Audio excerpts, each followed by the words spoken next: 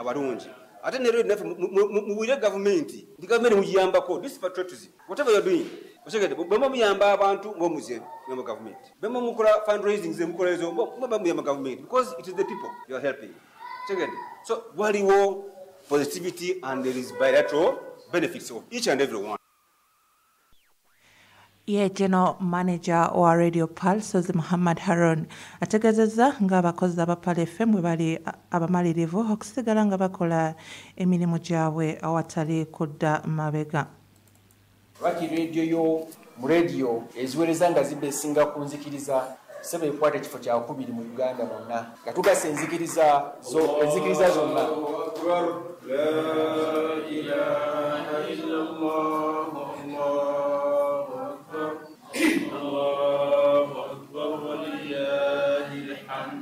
tudda kuba naffe bano tukola nabo mu nziki zaffe ey'obusiraamu tetukyavuganya wabula oba kuleega lukoba twamalayo abo bannaffe twabaleka wala nnyo emu ku byo byaffe si kuba nga tukwala kisooka mu radio ezisinga mu busiraamu ezibesi ku busiraamu oba ezisinga mu nzikiriza goolo zaffe nnene kooko emu ku byoto byaffe nga tutandika radio eno nali paati era naliwo naye one of our dream was okubeera ntwekumira bife 10 ebisooka mu radio mu region eno gye tulimu ya Central.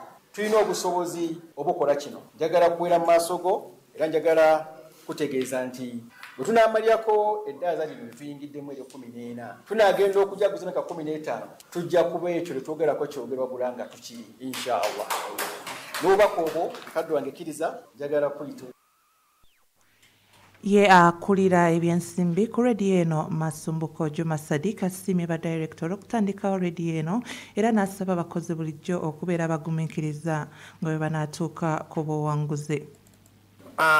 Tebibadde byangu naye nga kugumiikiriza bibaddewo byangu ssente muzimanyi si nnyingi naye at least ekibaddewo nga tukolanga family kintu kyaba Paalu tubadde tukolanga family up to now bembadde kyembasaba bannange mwenna muli bato mugumiikirize ebintu bijja kujja inshallah tomanya bijja kujja biterere byange bibyo bitonotono byange bigaba tebibeera bingi nekyembadde mbasaba mugumiikirize ba stakeholders bonna mbeebaza naddala abatuwadde okubulango nabo badde batuyambye nnyo n'abakozi badde really bakola tuyinza gamba nti no balina kye bafunawo nnyo ne bafunawo kariya n'ekintu olawala nga ekintu kyebakola bakyagala mbadde mbasaba omutima ogwo gugende mu maaso bannange twesabalegane ne beyanziza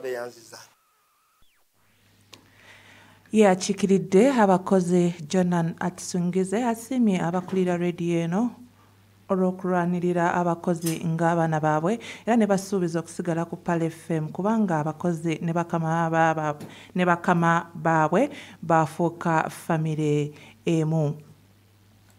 I'm so grateful with Pal FM. It's a long story of Jonah, but I can't have it all here. I want to extend my regards to my director and a friend, Alhaji Karim Karisa. He's also a parent to me in any way or the other. I think he was the first recommender after kusoma kwange ngeri eyokusakasagala ne mukadde wange chief news editor by then Amani Kisembo namugamba akavubuka ako temukakiriza kola ki kuva ku Pal, and that's how Pal reported me. Mukadde waffe Dr. Swaibu, I can't tell it all, but I want to say thank you so much to Muslim community for giving us a chance. Thank you for proving wrong to the people who think Muslim is something else. At least I have a testimony to tell. Jagala kwebaza bakadde waffe mwina bamama batata batuleze nti nze ne bwe mba mpunzi. There are two issues in my head that I can't forget. Pal is another family to me. Obude wange butone bisere bisinge na kuzono Pal. Naye I cannot betray Pal FM cause endeze. Ino mukono munene jendi.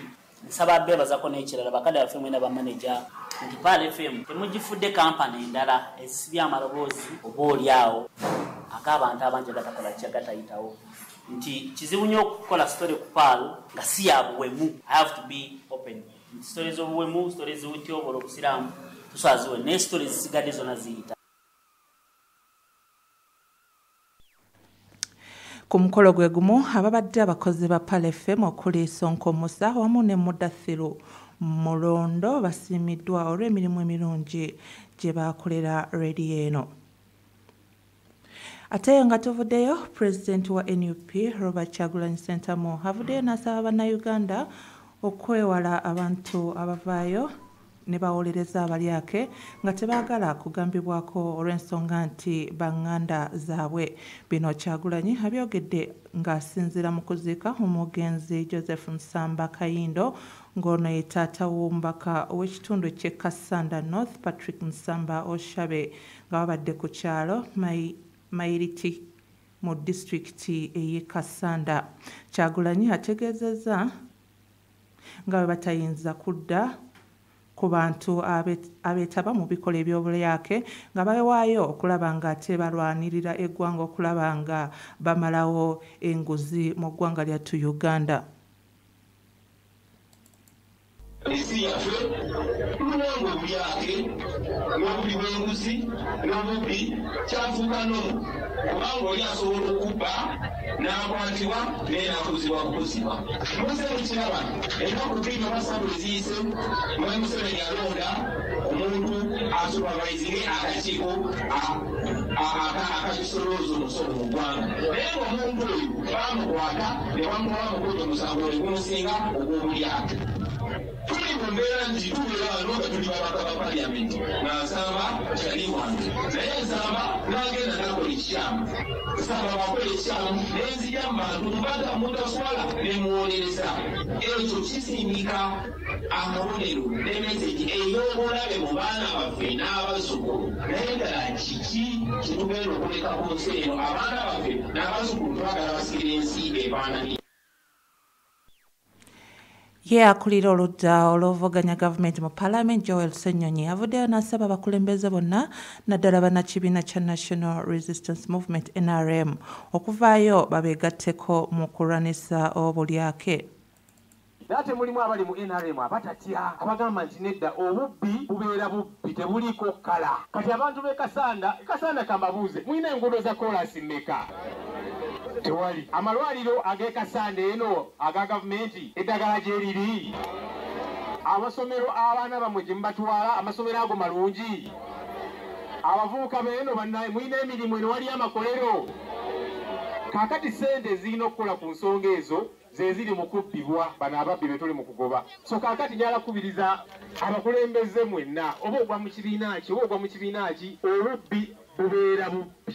Era omubbi oba oli wano ng'oli muwagizi wa NRM kitegeere nti oba ovuga ku luguudo olw'enfuufu ababbi be babbye ssente zirina okukola oluguudo. Bw'otwala omwana wo mu ddwaliro nga toli ddagala oba oli wa NRM era nawe ddagala tojja ddisa.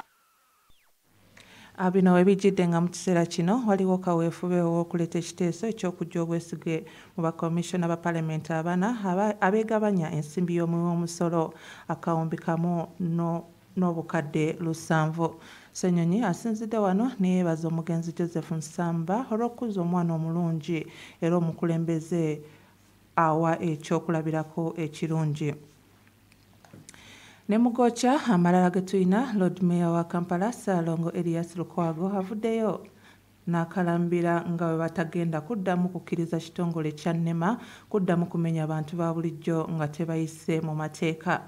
Bino Lukwago abyogedde wabadde asinkanye abantu abasuubira okusengulwa ku ttaka lyabwe nga NEMA egamba nti liri mu ntobazi. Okusinziira ku tteeka lya NEMA ligirambika nti teri kumenya bantu nga tebasoose kubasisinkana wamu n'okusooka okulaga empaanyi we bakoma. Kati mu kiseera kino abantu bangi tebamanyi wa NEMA weekoma nga beekanga bwekanzi nti erambye amayumba gaabwe era neetegeeza nga bwegenda okugamenya. Kati Lukwago agamba nti tebagenda kuganya bantu bonna kuddamu kumenya mayumba g'abantu nga tebasoose kubasisinkana. Ogenda kutwefuga era twagambye abali mu KCCA omuntu yenna n'awuddamu okuwaayo kikulenda nti kigenda kumenya muntu nga tebayise mu kakiiko kano. Tukiise mu kakiiko kano tugenda NEMA talina greda neki ebyo biwetalina weetiye neki n'emu weetiye ezekozesa za KCCA. Kaakati lwaki nagambye bakulembeze bannange singa tukomba kwerima ne tuteekawo embeera wali ku city hall nti teri kuleeda yaffe eva wano egenda kumenya muntu etteeka nga lyogera nti wategenda okubeerawo akakiiko lipoota eri luddawo y'akakiiko nti teriiwo akakiiko katuddewa tekannaba kutuula ate gwe okutte kuleeda ya kesisi enti egenda emenye ekyo bwe tukiwangula tebalina mbazzi na nsuuluulu ze bajja kujja nazo wano nga tebalina biweetiye tebasobola kujja naki na mbazzi na nsuuluulu na nkumbi na jambi. Ate nga tuvuddeyo sipiika w'olukiiko lwa munisipali Nansana Hamza Kasozi yeekokkodde obusosoze mu bibiina by'obufuzi awamu n'amawanga mu kufuna emirimu mu bitongole bya gavumenti ekulemberwa ekibiina ekya NRM. Hamza Kasozi okwogera bino asinzidde ku mukolo ogwategekeddwa abavubuka e Kawanda n'ategeeza nga bwe bagezezzaako ennyo okulaba nga bayunga abavubuka ku mirimu mu bitongole bya gavumenti. Ekyennyamiza abakulu mu bitongole bino basooka kubasosola ate abandi ne bagaana okubawa obuweereza mu bitongole bino. Bukyanga tuyingira emirimu egisinga obungi bakama baffe abatukozesa aba gavumenti abatusasula ffe nga bannabyabufuzi bagiwadde baganda baabwe bukyanga nnyingira. Nze sirabangayo muntu yenna ng'avudde ku kyalo oba avudde buta n'ayingira Nansana munisipalite nga bw'etambula. Tuteekeddwa okulaba nga tulwanyisa enkola eyo eri mu bakozi ba gavumenti ne gavumenti eriko. Tukuleetingewo ekkubo eri abo abaana bwe tuli mu kuteekateeka kubanga twagala abaana abayise mu nkola ey'obwakatonda abagulumingiddwa obulungi bateekinge omwo obukulembeze. N'ekiba kyetaagisa kuteekayo kifo kyange n'enjoga abagamba nti sipiika wayogedde ebigambo bye biteyo biti nsobola okusigala nga nkyabyogera kubanga mmanyi ne bw'oyogera ofa ne bw'otayogera okola ki ofa. Ate ye kansala wa Nansana West ku munisipaali y'e Nansana Sserunkuuma John Bosco Kanakambata akubirizza abavubuka okwenyigira ennyo mu bukulembeze kiyambeko okukyusa eggwanga lyabwe awamu n'okutuuka obulungi ku biruubirirwa byabwe ssaako okufuna obukulembeze obulungi mu ggwanga.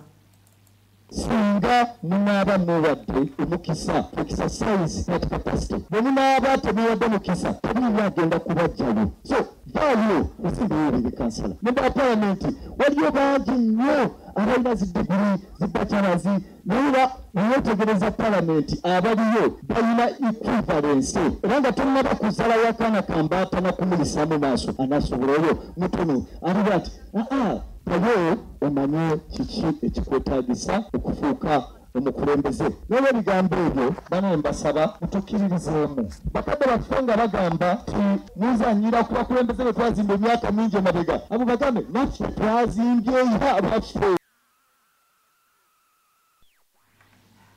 Ate nga tuvuddeyo minisita avunaanyizibwa ku nsonga za Kampala Hajat Minsa Kabanda avuddeyo n'asaba bannayuganda okuwagira gavumenti mu lutalo olw'okutaasa obutonde bw'ensi. Minsa okuvaayo kiddiridde bannayuganda bangi okuvaayo ne basimbira ekkuuli enteekateeka ya gavumenti ey'okusengula abantu abeesenza mu ntobazi ez'enjawulo. Hajat Minsa Kabanda agamba nti abantu balina okubeera nga bakkiriza nti bali mu nsobi era gavumenti kyekola eky'okubasengula mu ntobazi kituufu okusobola okutaasa obutonde bw'ensi. Minsa agamba nti abantu bamaze ebbanga ddene nga boonoona obutonde bw'ensi era nga kati kino kye kiseera okubutaasa.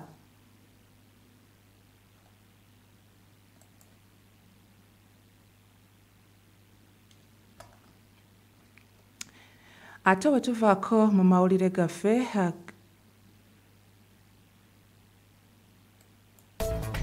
bino bye by'emizannyo omugookya ag'essaawa eno.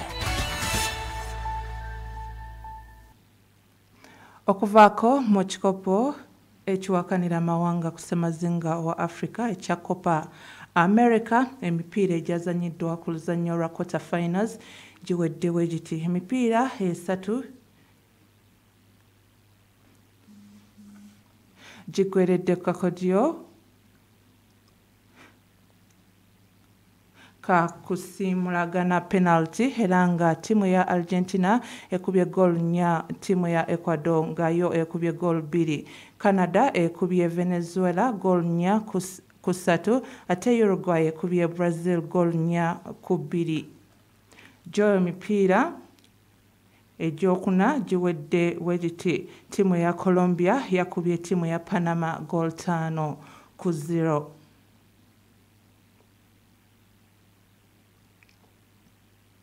Kati amawanga gayisemu okuzanya ku luzanyo lwa semi-finals gagenda kuzanya wegati. Timu ya Argentina egenda kuzanya timu ya Canada ate timu ya Uruguay egenda kuzanya timu ya Colombia. Bwegati wegabadde agocha gesawa zino mbadde Kulthum Shatro gakusomera. Assalamu alaikum wa rahmatullahi wa barakatuh. Ago gigabadde amawulire agocha ku Pearl FM ne Three Ways Property Consultants Limited bebazo okunazaako ennaku wamu n'okufuula landlord nga bakufunira ettaka eriri ku Muzuri ku nguudo zonna eziyingira n'okufuluma ekibuga Kampala okutandikira ku miliyoni 6 zokka nga tukkiriza n'enkola ey'ekibanja mpola nga baliwamu ne Global Paint, a reliable product.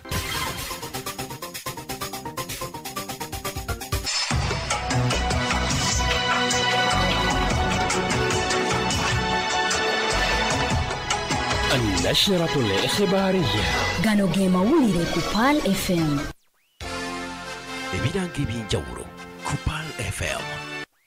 Assalamu alaikum wa rahmatullahi wa barakatuh. Bino byebirango bisawa zino ng'okubikusomera nze Kulthum Shatra. Abamaka Madina Haji Services banno ddala mu kukozesa emikolo egya umra ne hijja nga bakutuusaako enteekateeka ennungi okusobozesa tekola emikolo egya umra ku bbeeyi entonotono. Bakuleetedde umra ey'omwezi gwa August ku $1.5 ate umra omwezi ogwa September ku $1.5, October ku $1.5, November ku $1.5 ate December $107 zokka abanaakeera. Muno era bakuletedde abaagala okukoleza family oba holiday umra ez'abaana abamasomero zonna weziri. Mu January umra ya $3,995 zokka. Tusangibwa ali eri ku Butikiro Road off Gas Petrol Station oba tukubireko ku ssimu noti 772 52 56.